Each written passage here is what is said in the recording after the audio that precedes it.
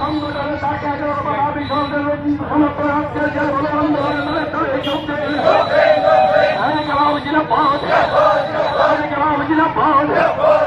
এই যে বড় আন্দোলন থেকে আওয়াজ অবিলম্বে প্রত্যেক পরিবারকে দিতে হবে।